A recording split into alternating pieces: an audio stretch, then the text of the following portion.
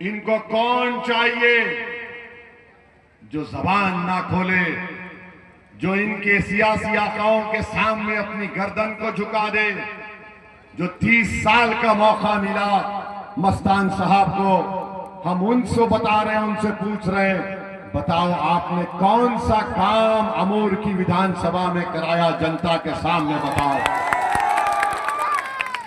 मस्तान साहब की सेहत इतनी अच्छी नहीं है कि वो चल सके, जनता से मुलाकात कर सके, भीड़ में जा सके। उद्दीन ओवैसी ने क्या किया था?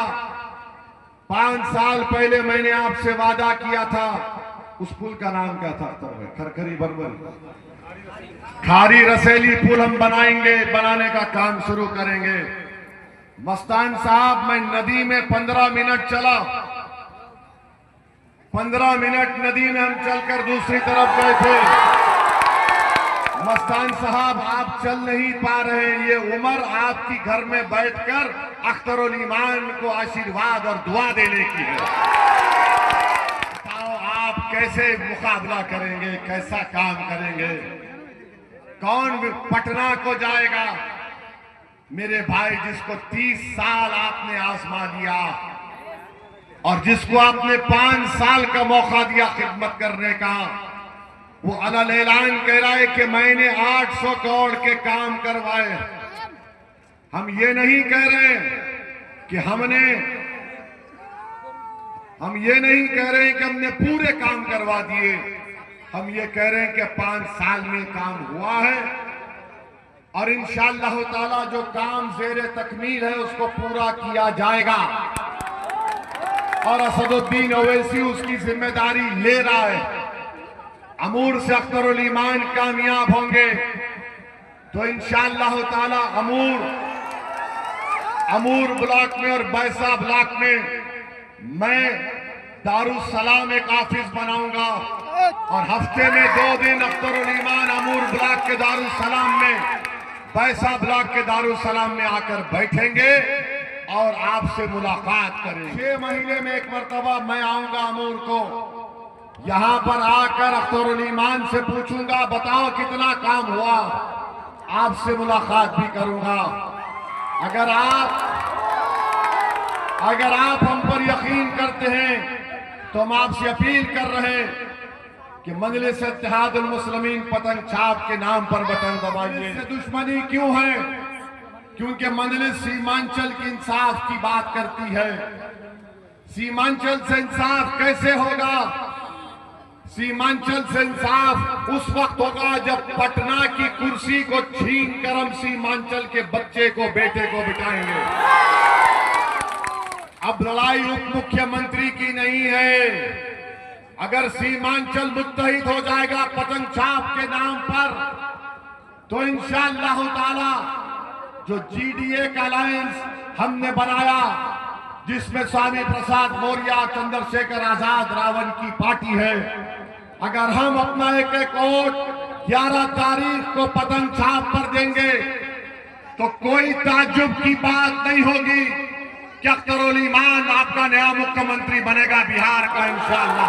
लोग बोलेंगे ओवैसी तू ख्वाब देख रहा है, तो मैं कहूंगा मैं दीवाना हूं, मन चला हूं। अल्लाह मंजिल दीवानों को देता है, अक्लमंदों को नहीं देता है। जो दीवाना होता है वो अल्लाह से बोलता रहता है परवरदिगार दे दे। अरे मैं भीख मांगने वाला हूं, देने वाला वो है इंशाअल्लाह। मैं तुम्हारे पास आया हूं 1500 किलोमीटर दूर से और आता रहूंगा।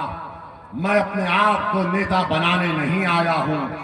तुम्हारी कसमपुरसी, तुम्हारी नाइंसाफी, तुम्हारी तकालीफ को देखकर तुम्हारे नौजवान जो पलायन करके 1 करोड़ लोग सीमांचल से पलायन करते नौजवान, उसको रोकने के लिए अजीज दोस्तों और बुजुर्गों, दूसरी तरफ सबा जफर है, मोदी के साथी हैं। मोदी कहता है कि सीमांचल में घुसपैठिया है। बताओ बोलान की जनता, क्या यहां पर कोई बांग्लादेशी नेपाली है? कोई बांग्लादेशी नेपाली है? जब नहीं है तो क्यों सबा जफर गूंगे बन जाते हैं? कुलैया के नाम पर वोट, एक तरफ सुरजापुरी के नाम पर वोट।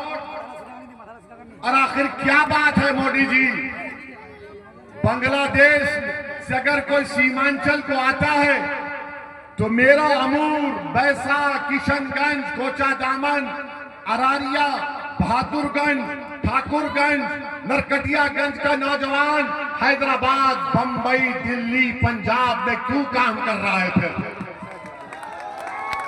अगर सीमांचल में इतनी दौलत है तो 1 करोड़ बच्चा यहां से क्यों चला? हम सीमांचल में गाड़ी से कई मर्तबा सफर किए। किसी मस्जिद में नमाज पढ़ने के लिए गए तो नमाज पढ़ के बाहर निकलते तो मासूम बच्चे नजर आते, 8 साल 13 साल के। हमारी ज़दा और माँ और बहनें भी आती हैं, बुजुर्ग आ जाती हैं और बच्चे बोलते हैं पतंग छाप है, मगर हमारी आंखें तरस जाती हैं नौजवान बच्चों को देखने के लिए। हमारी आंखें तरस जाती हैं उन नौजवान बच्चों को देखने के लिए। और मोदी बोलता है कुछ बेटियां यहां पर है। बताओ, जब 1 करोड़ बच्चा कुलैया का, सुरजापुरी का, शेरशाहबादी का मुल्क के कोने कोने में जाकर अपने घर के चिराग जलाने के लिए अपने परिवार से दूर है, तो क्या ये वक्त है सुरजापुरी और कुलैया बोलने का? ये फैसला आपको 11 तारीख के दिन करना है। आपको बताना पड़ेगा कि हम असलियत का शिकार नहीं होने वाले हैं। सबा जफर को पैगाम देना है कि मोदी ने मस्जिद, दरगाह, खानका, कब्रिस्तान छीनने का कानून बनाया।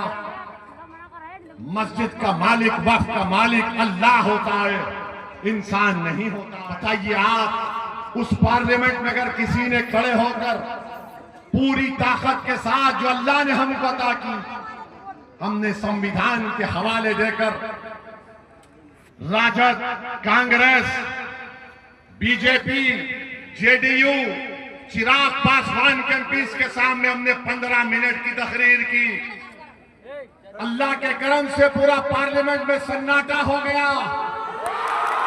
एक तरमीम का हमने संविधान के आर्टिकल के ऊपर बताया, ये काला कानून है, ये गलत कानून है, ये मस्जिद को छीनने का कानून है, ये दरगाह को छीनने का कानून है। के सामने हमने कहा कि हम आप तमाम की तरफ से तुमको पैगाम देते हैं मोदी को, ये कानून संविधान के खिलाफ है। उस कानून की कॉपी को फाड़ कर पार्लियामेंट के फर्श पर हमने फेंक दिया।